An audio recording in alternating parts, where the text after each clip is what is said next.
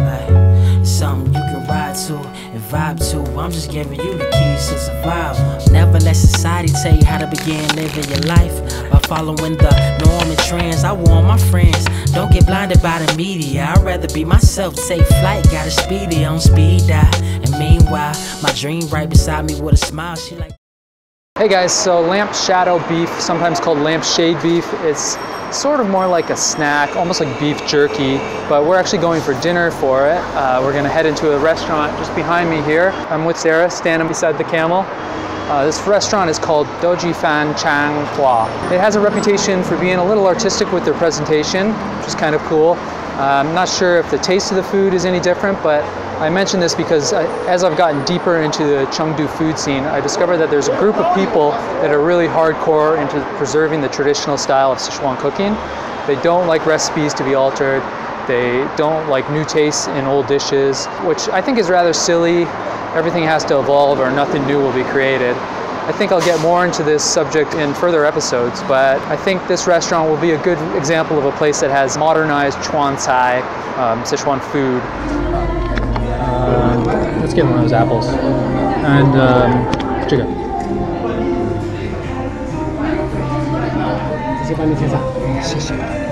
Okay, we got our order in. It was a little bit difficult, but we figured it out. I think we're getting some good stuff.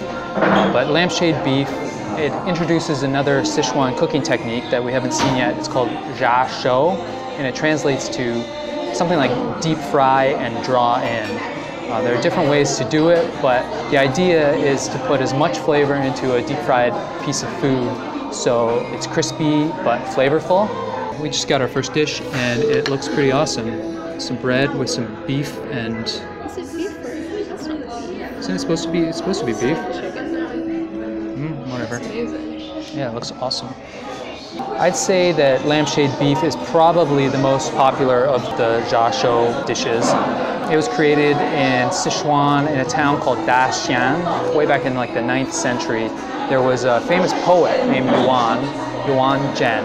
And at the time, there was a drought and many people were going hungry. Yuan had money, but he liked to dress up as a kind of a poor peasant person and just interact with the people.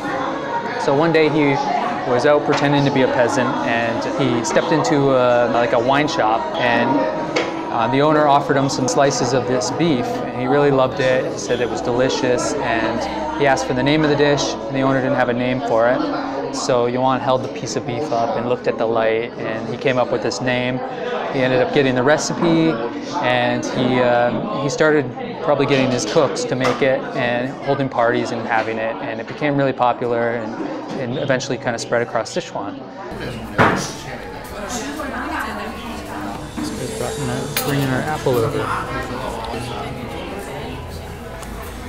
Cool. It's dessert. Don't eat that yet.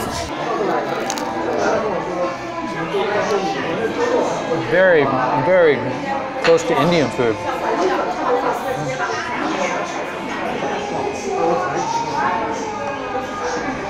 Like a curry.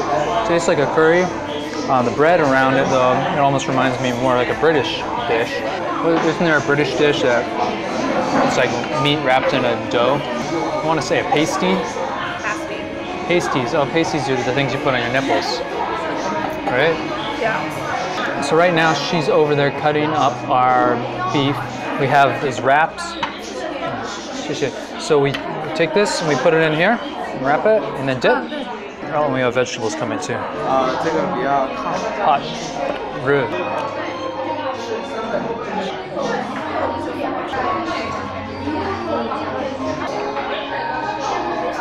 Tender little pancake.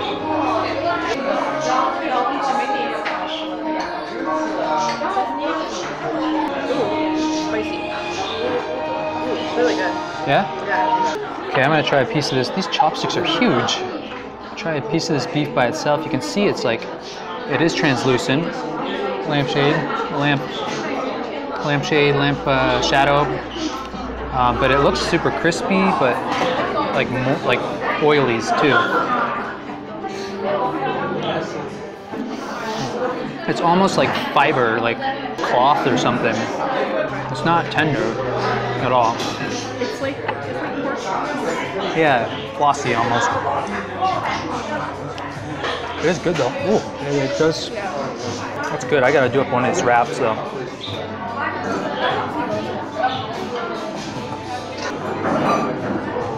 Yeah, spicy. That's spicy too. It's almost like a fresh spring roll. This should be a sweeter sauce.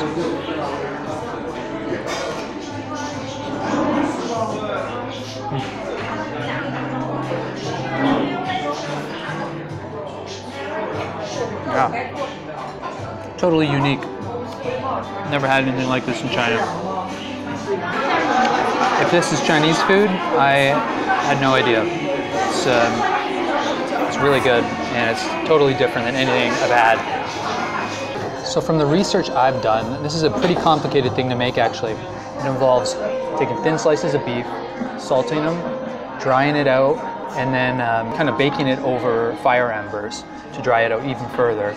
And then you steam it, and after that you deep fry it, and then you cover in oil, usually sesame oil with some spice, spicy like 5 spice, some chili probably, Sichuan peppercorn, and I think that's about it. But that's what? Salting, drying, baking, steaming, and deep frying. Who has time to make that, right? Well, most people don't bother unless they're having a party, but I don't believe the traditional way to eat it is with these wraps. I think this is this restaurant's thing. This place is decorated like it's like an old school cabin or something, but the food I think is pretty modern. So in total, it's $139 for everything. The dried beef is $48, but just really good food, so definitely can't complain. It's really good. I'm super full. Another episode of Chengdu City of Gastronomy, another fantastic meal. We're about to get on the subway, Huaxiba. The restaurant's not too far from there, so you can get the full details in the description below. While you're down there, you should probably hit the subscribe button. After you subscribe, hit the bell icon to get yourself notified of upcoming videos. And anything to add, Sarah? Anything you want to say? What about that beef? Maybe say, good grief, that's a thin slice of beef. Okay, I guess that's good. We did 8 takes, and that was the best one.